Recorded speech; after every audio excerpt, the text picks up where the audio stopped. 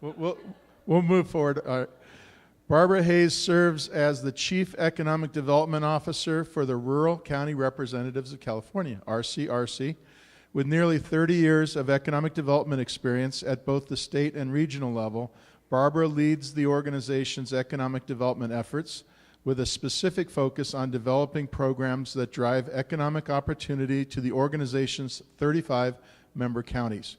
Barbara most recently served as president and CEO of Strategic Excellence, LLC, a consulting firm providing professional expertise in the areas of economic development management, strategic planning, and governance to organizations, local governments, and professionals. She also served as president and CEO of the Sacramento Area Commerce and Trade Association for 14 years. During her tenure, more than 200 companies located and expanded in the greater Sacramento area, resulting in the creation of more than 45,000 direct jobs and multiple billions in capital investment. Barbara received her degree in international relations and economics from University of California, Davis, and currently serves as chair of the Community Advisory Board at Sutter Hospital's Women and Children's Center in Sacramento. Please welcome Barbara Hayes.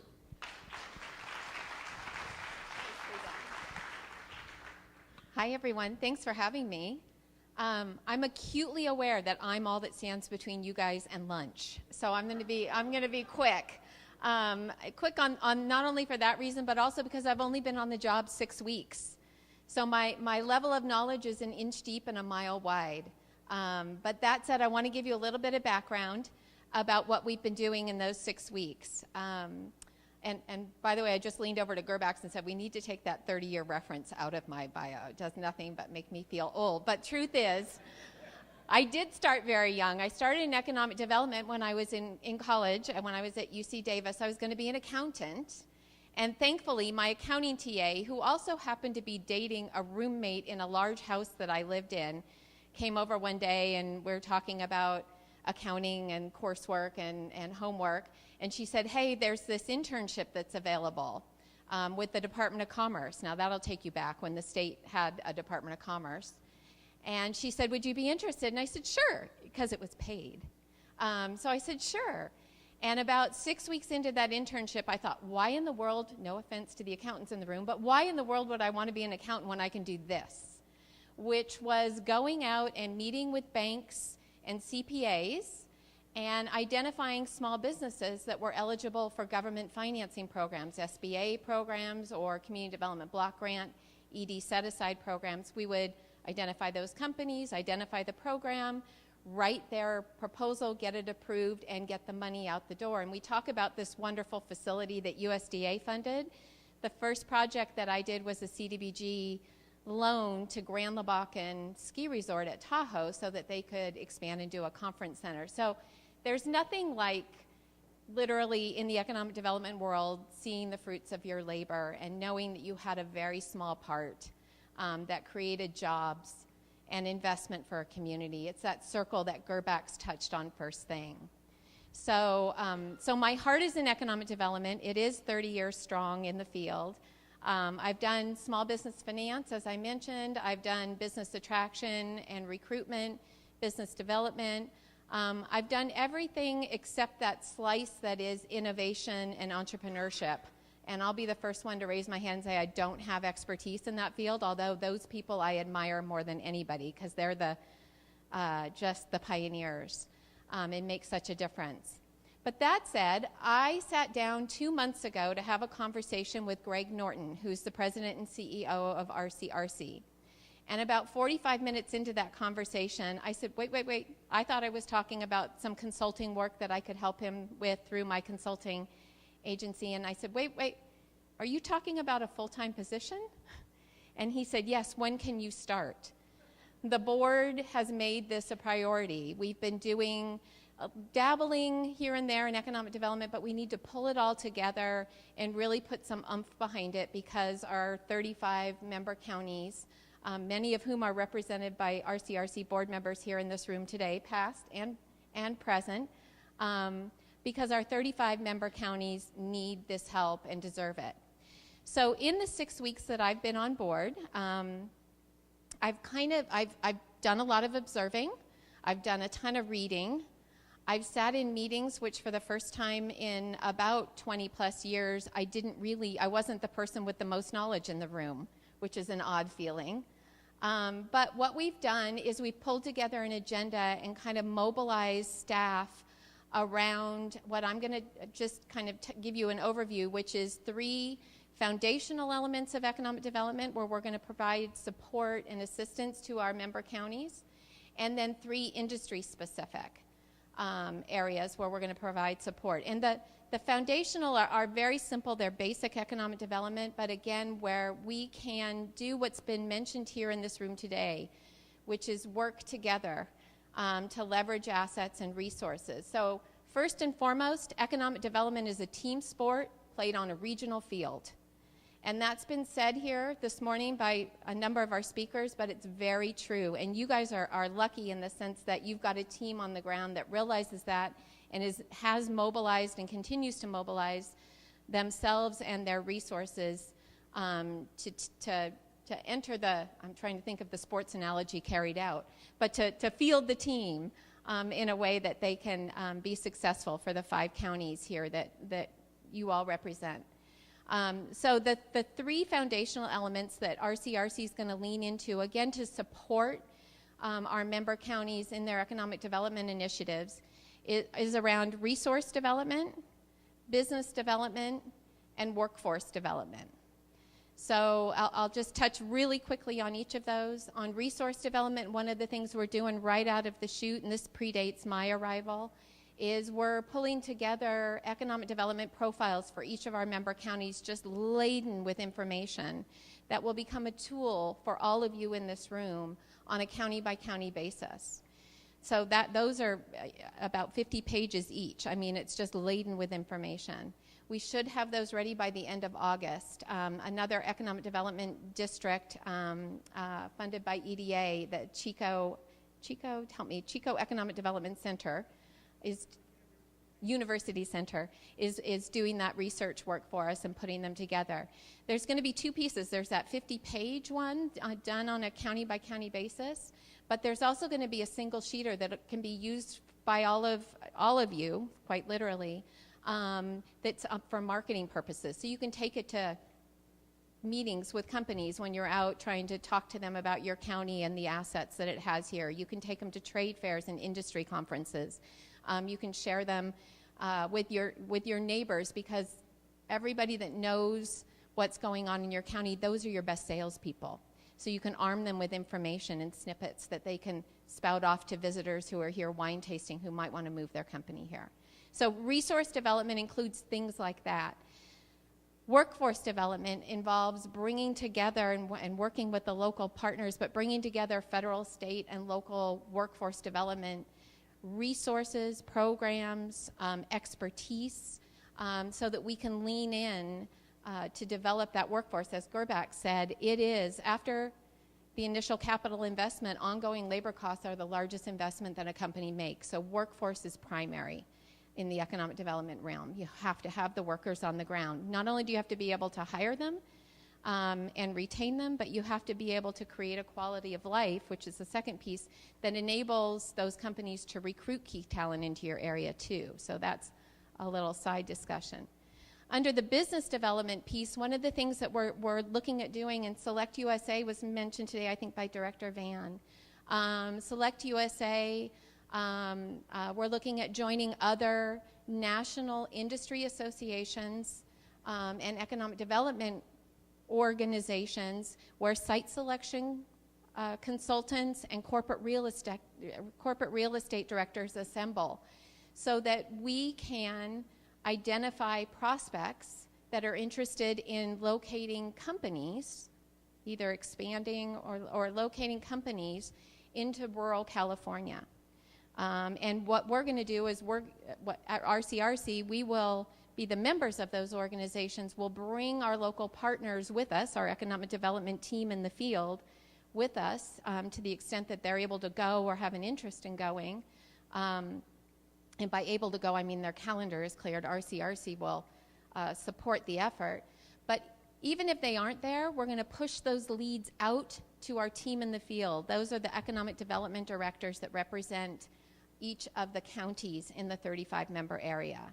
So basic economic development assistance and support, that's kind of what we've deemed the economic development foundation that RCRC is going to lean into. On the industry-specific side, again, I mentioned we're focused on 3 industry sectors or industry-specific economic development. And this is where my level of knowledge is an inch deep and a mile wide. You all know more about this than I do in the room, especially Mr. Gordon, who just spoke so eloquently about forest health and forest resiliency.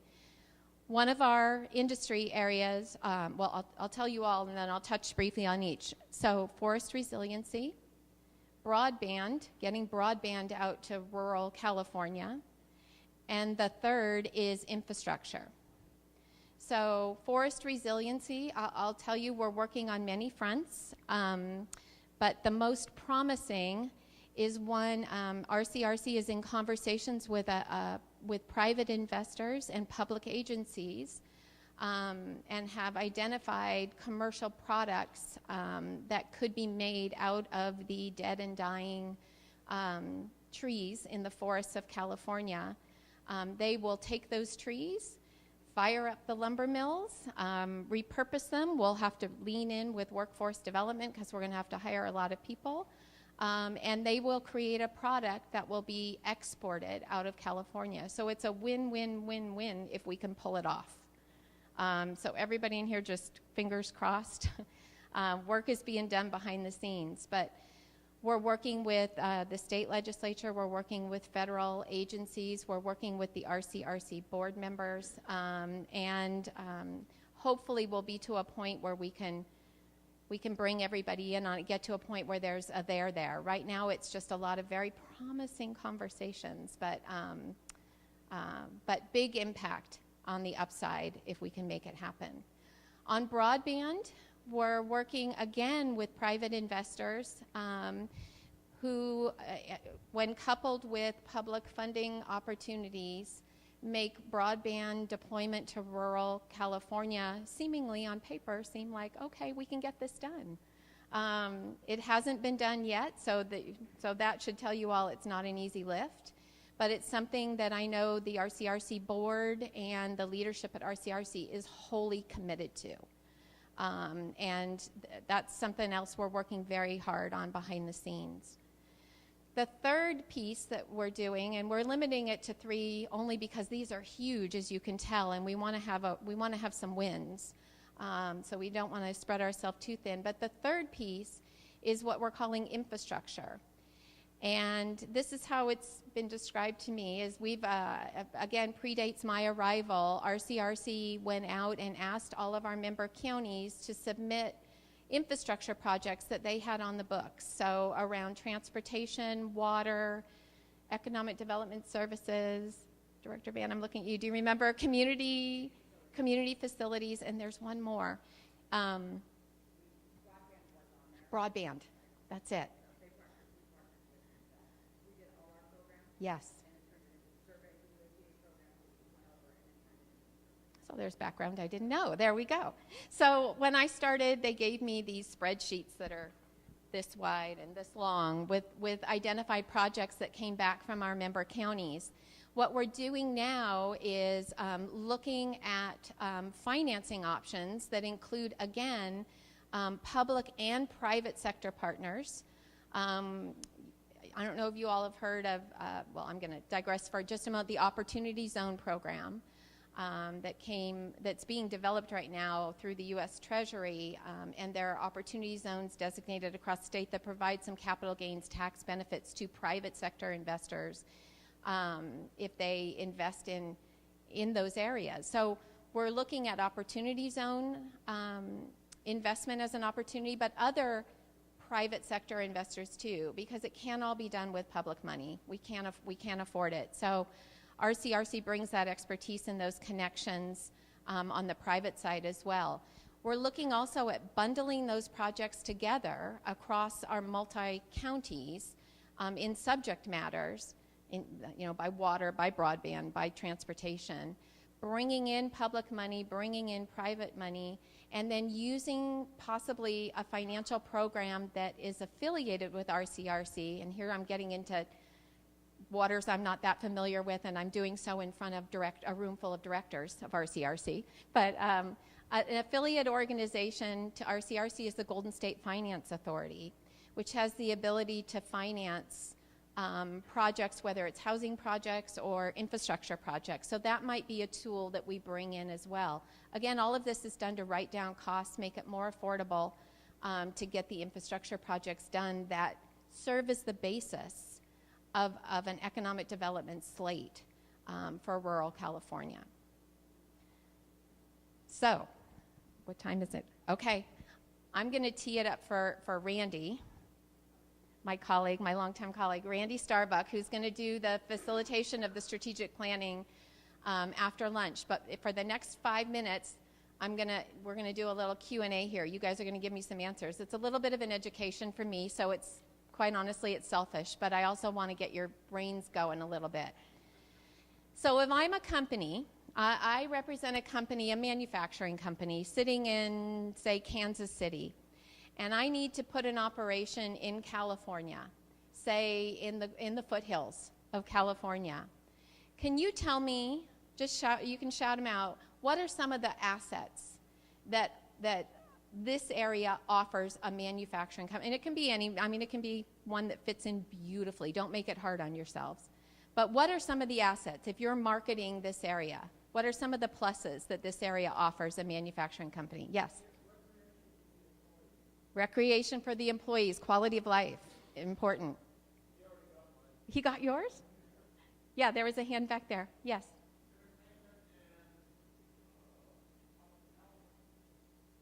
Entertainment and talent? Oh, hospitality, yes. Foreigner's going to be here Friday night. Come on. Yes. Yes. So affordable point of entry, cost of entry.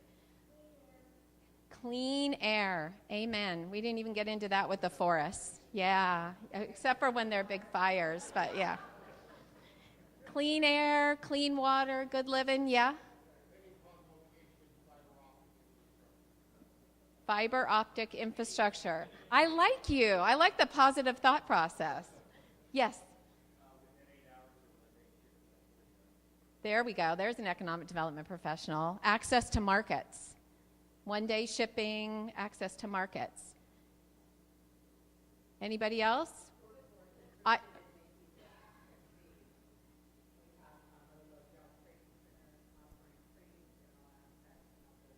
Right.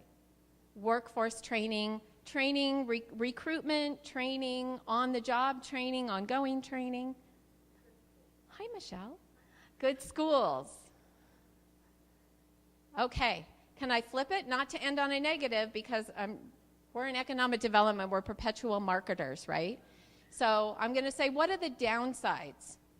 If I'm sitting in Kansas looking at coming into California, what would be the impediments? Regulation. At the state? Where? State level? Okay. Okay. Transportation, in what regard is a negative? Shipping.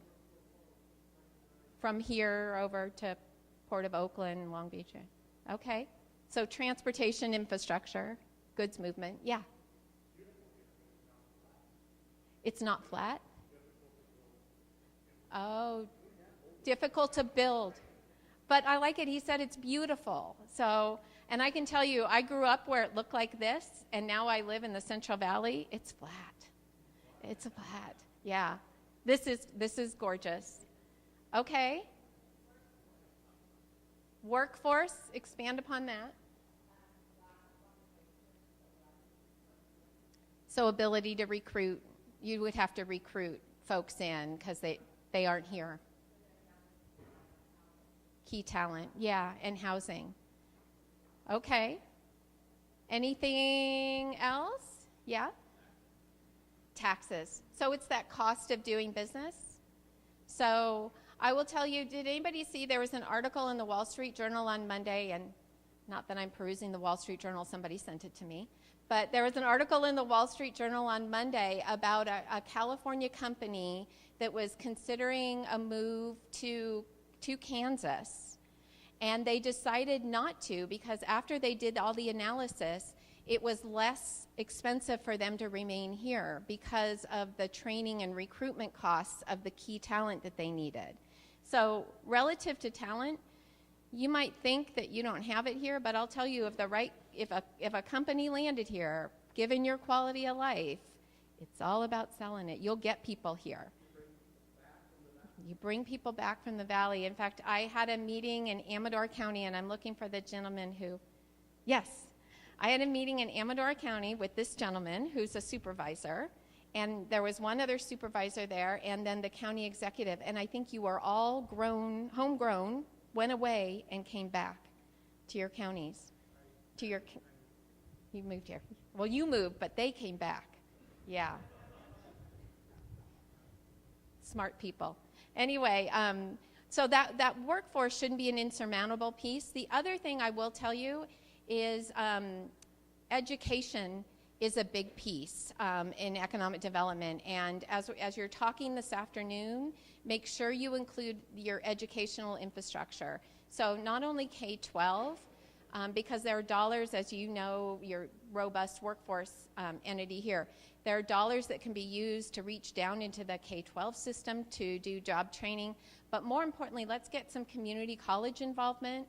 And even I would say, I'm not sure how far away UC Merced is, but I would even claim do the big hug and pull UC Merced in as far as an asset, any of the CSUs that are nearby. But education's a big asset as well. Nothing that you mentioned as being an impediment is insurmountable. None of that scares me, and it shouldn't worry any of you. There are solutions to all of it. And the fact is, and this goes back over my 30 years of economic development, all done in California. Our last name being the state of California, Amador, California, Tuolumne, California. Our last name is as big an asset as it is an impediment. Companies come here, they locate here, they grow here, they stay. Yeah, some move away, but there are definite pluses to the state of California, and let's not forget that we're a part of it. So, thank you, everyone. And I think, look at that. Nice job, everyone. Thank you. Okay, thank you very much, Barbara. So I coached the presenters today to not just bring a PowerPoint and slide whip us to death, and we appreciate that you didn't do that. And they all came prepared to talk about their agencies or their organizations, but also understand how to tailor the message to us. And I think they did a great job. Can we just congratulate all the speakers today? Thank you very much.